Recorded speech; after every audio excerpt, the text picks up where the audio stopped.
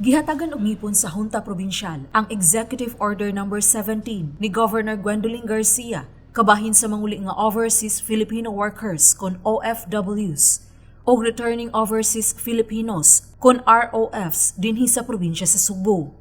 Ang maong executive order nagkanayon nga ang mga Sugboanon nga OFWs o ROFs nga manguli sa probinsya sa Sugbo iswab sa higayon nga moabot sila sa airport. Dili na sila ipaubos og napo hangtod sa 14 ka adlaw nga quarantine kay buhian dayon sila sulod sa 3 ka adlaw kung negatibo ang ilang resulta sa RT-PCR test.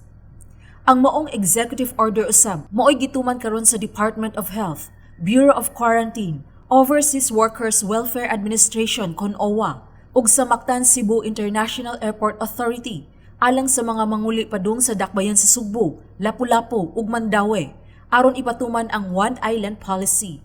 Ato sa ilang regular session sa Hunta Probinsyal niadtong Mayo 10, gipasar sa una, ikaduha, ikatulo ug katapusang pagbasa ang ordinansa nga gipanday ni Bukal John Ismael Jimbo Borgonia. Matod ni Borgonia, misuwat si Governor Garcia ngadto sa Hunta Probinsyal nga nag-certify urgent ang pagpasar sa maong ordinansa human nga gi-insister sa National Interagency Task Force kon IATF nga ipatuman ang whole of nation nga pulisiya ug dili ang EO17 sa gobernador. Ubos sa whole of nation nga pulisiya, ipaubos una og napo ka adlaw nga quarantine ug anha na iswab sa ikapito nga adlaw.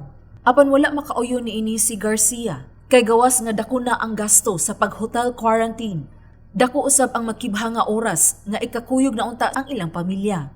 Kun mogawas nga negative test result sa RT-PCR, tugutan na nga muuli sa ilang tagsa-tagsa ka LGUs o wala na laing requirements ang pangayuon pa. Apan kung positibo sa COVID-19 ang test, anha na sila i-quarantine. Alang sa kasayuran sa tanan, ang maong pulisiya alang lamang sa OFWs o ROFs nga mga Sugboanon nga manguli nganhi sa Sugbo.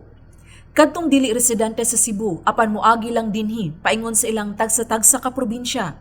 Ang pulisiya sa IATF ubos sa Resolution No. 114 moay mo-apply kaninyo. Matod ni Borgonia, wala hinoy penal clause ang maong ordinansa o gipasar kini aron mamahimo ng permanente nga balao dinhi sa probinsya ang executive order sa gobernador. Ihimo lang yung ordinansa instead of EO para mas na may permanency then para na sa ngipon pod no.